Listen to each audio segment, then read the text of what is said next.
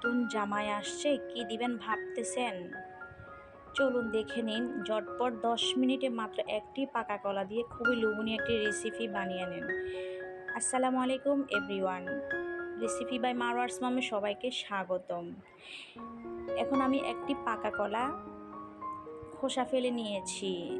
তারপর আমি একটা কাঁটা চামচের মাধ্যমে কলাটি ভালো করে ম্যাশ করে নেব। এই রেসিপিটা খুবই সহজ এবং খেতেও অনেক মজা। আপনি রেসিপিটা বানানোর সাথে সাথে শেষ হয়ে যাবে। তারপরে অ্যাড করে নিব হাফ কাপ পরিমাণ খেজুরের মিঠা গুড়। এখন অ্যাড করে নিব হাফ কাপ পরিমাণ তরল দুধ। দুধটা আমি আগে থেকে গরম করে ঘন করে নিয়েছি। তারপর আমি হ্যান্ড উইচের মাধ্যমে সব উপকরণ ভালো করে মিক্স করে নিব।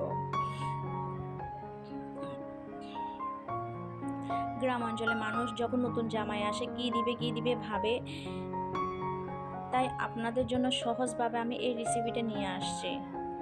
তারপরে দিয়ে দিব আমি হাফ কাপ পরিমাণ নারকেল কোড়া, 3 টেবিল চামচ পরিমাণ চিনি। কারণ আমি এখানে খেজুরের মিঠা অ্যাড করছি, সেজন্য চিনির পরিমাণটা আমি কমিয়ে দিয়েছি। তারপর দিয়ে দিব হাফ চামচ পরিমাণ লবণ।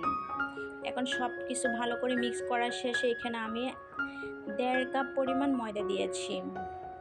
আপনারা চাইলে এখানে আটাও ব্যবহার করতে পারেন, তবে ময়দাটা দিয়ে নাস্তাটা খুবই ভালো হয়। তারপরে হাত দিয়ে ভালো করে আমি মিক্স করে নিব সব উপকরণ। এখন আমি একটা শক্ত ডো তৈরি করে নিব। বেশি নরমও না, আবার বেশি একবারে শক্তও না। তারপরে অ্যাড করে নিব হাফ চামচ পরিমাণ বেকিং পাউডার। বেকিং পাউডারটা না দিলে আপনার পিঠাটা ভাজার সময় ফুলবে না। অবশ্যই এখানে বেকিং পাউডারটা অ্যাড করতে হবে। তারপরে অ্যাড করে নিব 1 টেবিল চামচ পরিমাণ রান্নার তেল।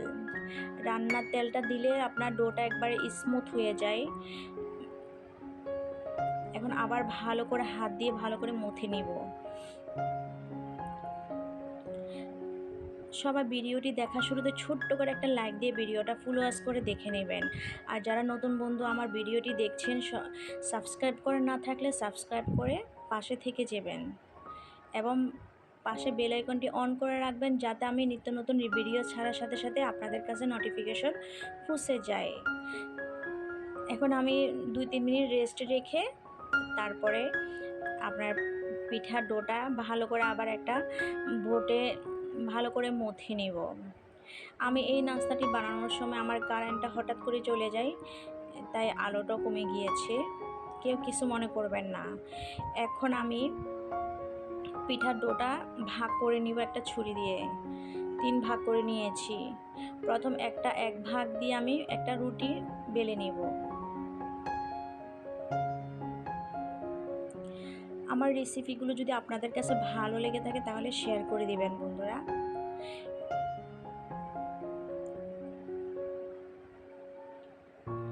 এখন আমি উপরে একটু ময়দা ছিটিয়ে নিব। ময়দা ছিটিয়ে একটা বেলুন দিয়ে একটা রুটি বেলে নিব। আপনারা এই নাস্তাটি একবার হলো বানিয়ে খাবেন, দেখবেন ভাজার সাথে সাথে একবারে শেষ হয়ে গিয়েছে। বাচ্চারা খুবই পছন্দ করে।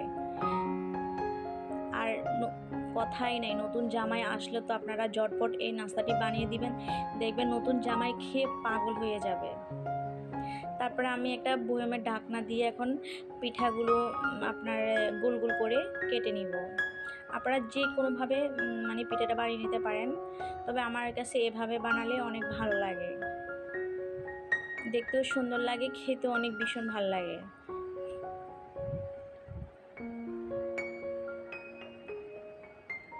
সবগুলো পিঠা আমি এভাবে বানিয়ে নিব। আমি আরেকটা অফ ক্যামেরা রুটি বেলে নিয়েছি, এখন ওইটাও আমি এভাবে কেটে নিব। আমার বাসায় পাকা কলা আমি ফেলে দিই না, আমি এভাবে নাস্তা এক এক রকম নাস্তা এভাবে বানিয়ে বাচ্চাদেরকে খাওয়াই এবং আমরাও খাই।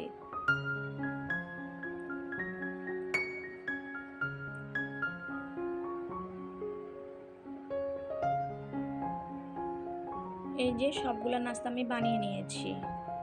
মাশাআল্লাহ, দেখতে কত সুন্দর লাগতেছে। এখন আমি একটা পাতিলে তেল ভালো করে গরম করে নিয়েছি। বেশি অতিরিক্ত তেলটা গরম করতে যাবেন না। এতে পিঠাটা উপরে মানে আপনার কালার চলে আসবে, তবে ভিতরে কাঁচা থেকে যাবে।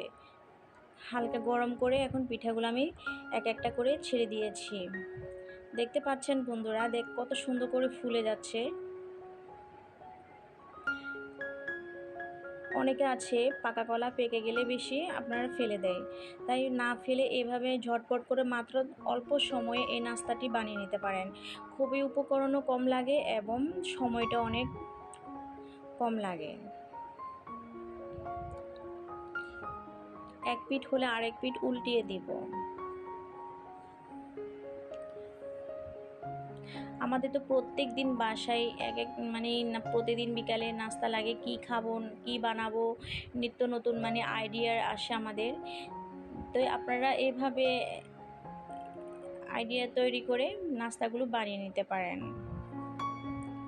মাশাআল্লাহ, যখন উপরে এইভাবে কালারটা আসবে তখন আমি একটা পিঠাগুলো একটা ছাঁকনি দিয়ে সেকে তুলে নেব। এই যে আমি একটা প্লেটে পিঠাগুলো তুলে নিয়েছি। মাশাআল্লাহ, সবগুলো পিঠা আমার এবার ভাজা শেষ হয়ে গিয়েছে। এখন আমি আপনাদেরকে একটা দেখাচ্ছি, ভেঙে দেখাচ্ছি। দেখেন ভিতরে কতটা মানে স্মুথ সফট হয়েছে, কোনো ভিতরে কাঁচা থেকে যায়নি। তাই আপনারা লো আছে পিঠাগুলো ভেজে নেবেন। সবাই ভালো থাকবেন, সুস্থ থাকবেন। আমার কথাতে যদি কোনো ভুল ত্রুটি হয়ে থাকে ক্ষমা দৃষ্টিতে দেখবেন। আবার দেখা হবে অন্য কোনো রেসিপিতে। আজ এখানে বিদায় নিলাম। আল্লাহ হাফেজ।